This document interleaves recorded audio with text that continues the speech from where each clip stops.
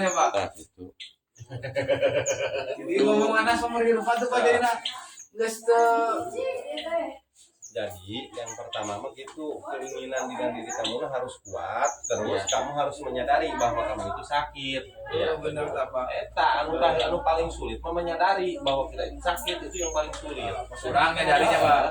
Dan kita harus bisa berubah. Berarti kekurangan saya teh salah satunya menyadari saya itu punya paradigma sakit pada diri saya. Bukan berarti melawan bahwa diri saya itu sehat gitu. Bukan berarti melawan diri kita sehat, tapi kita jadi bahasa analogis anu gampang dipahami ke orang-orang awam kayaknya. Intinya mah urang kudu ngarasa bahwa urang teh gering.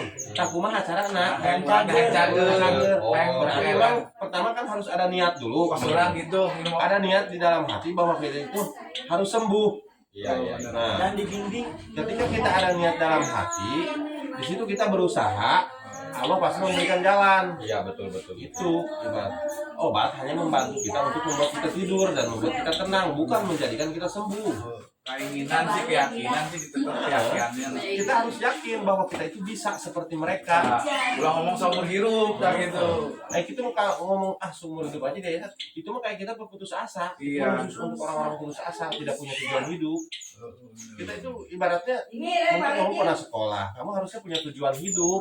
Kita itu mau kemana, harus bagaimana. Itu mah jika orang putus asa gitu. Ngomong seumur hidup gitu. Iyalah. Berarti nggak boleh ya Pak?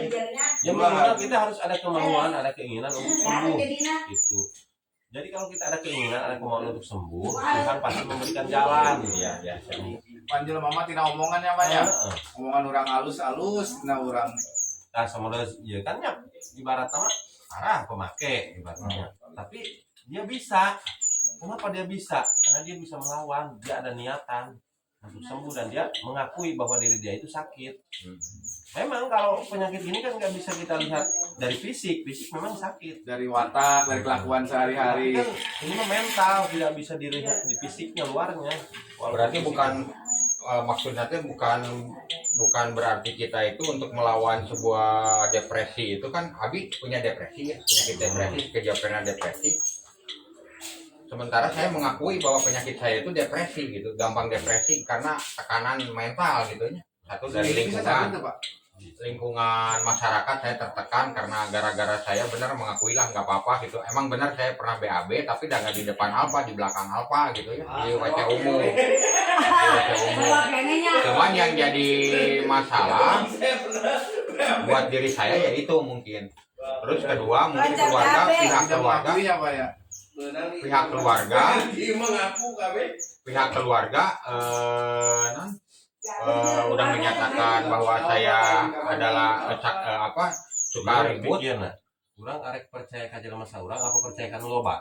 Loba Pak. Nah, sekarang kan dari sekian orang yang banyak itu dari dinas sosial, Pol PP, dari warga itu semua menyatakan bahwa meresahkan. Sekalipun ibaratnya kamu beralibi apa, karena Allah saksi lebih banyak. Di persidangan GL memperkuat. Jadi kamu mau beralibi apapun, orang yang memberi kesaksian seperti itu bukan lebih dari satu orang. Tapi ya nggak apa-apa Pak. Di pengadilan GL Pak, persidangan. Bukan keluarga aja, termasuk orang lain pun semua memberi kesaksian seperti itu bahwa kamu meresahkan.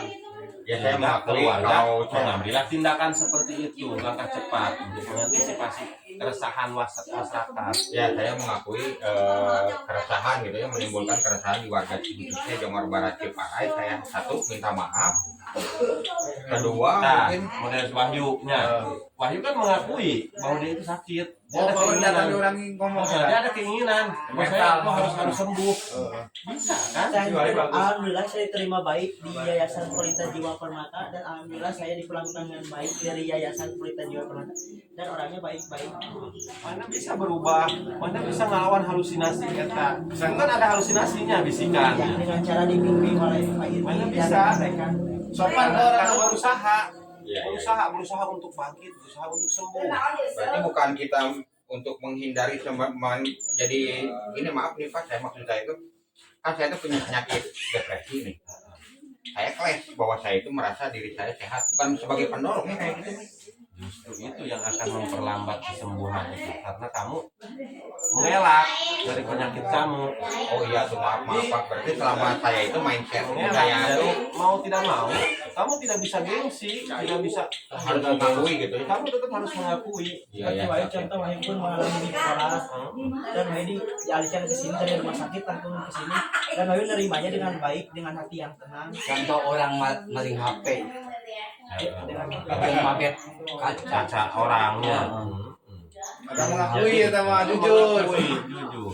Berarti ya mungkin mumpung ini mau dimasukkan ke ini apa ke Jadi ada berbalik-balik kemarin kamu mengelak mau saya sakit saya nggak pernah melakukan ini.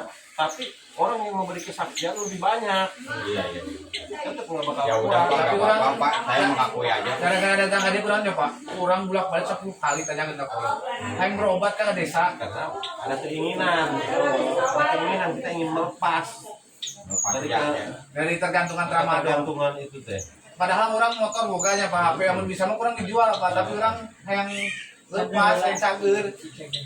Kurang deh pas. Yo, kurang deh malah kan dieu kurang deh. Kurang yang sakau doang. Jadi disebut sehat teh pertama dari interaksi, kedua dari mengurus diri pun itu bisa ketahuan. Itu tinggalin stabil dah, ngurus dirinya udah bisa, ngurus diri bisa. Nyesel. Nah, tadi Jadi tidak perlu diperintah, nyuci pun nggak perlu disuruh. dengan kesadaran sendiri. Ada kesadaran dari diri kita sendiri, tumbuh itu sadar. Oh, baju itu udah kotor, oh banyak ya dicuci, oh gitu mandi. Jadi minimal dia bisa menjaga kebersihan diri aja dulu. Iya iya. Dari hal kecil dulu. Pak Jadi, Tony bilang Pak yang Pak Tony. Pak Tony. Pak Tony lagi nunggu wangsit. Jadi Pak Tony mau bekerja ketika wangsit itu dari Prabu Siliwangi udah turun. Jadi kalau belum ada wangsit Pak Tony mah belum waktunya. Belum waktu pulang. Iya. Oh. Jadi intinya mah gitu ya Pak, untuk bukan berarti menghardik sebuah depresi, tetapi kita itu mengakui dulu bahwa saya itu punya penyakit depresi dan saya tidak akan melakukannya lagi gitu. Jadi menghardik itu hal yang mana yang harus dihardik? Oh, bukan Kita semuanya harus bisa dihardik gitu. memilah hal yang mana yang harus kita hardik. Nah, ketika muncul ada suara-suara di pendengaran kita, ada bisikan ngomong ini, ngomong itu, ngajak berbuat apa, berbuat ini, berbuat itu. Nah, di situ kita hardik dengan cara kita tutup telinga dan kita ngomong bahwa itu tidak nyata. Iya, Itu yang harus dihardik. Jadi tidak semua harus dihardik. Iya, Kalau penyakit yang ada di diri kita itu tidak bisa dihardik. Itu memang harus kita terima. Dan saya itu memang butuh obat penenang dan obat tidur untuk meredakan semua halusinasi saya gitu selama istirahat gitu ya.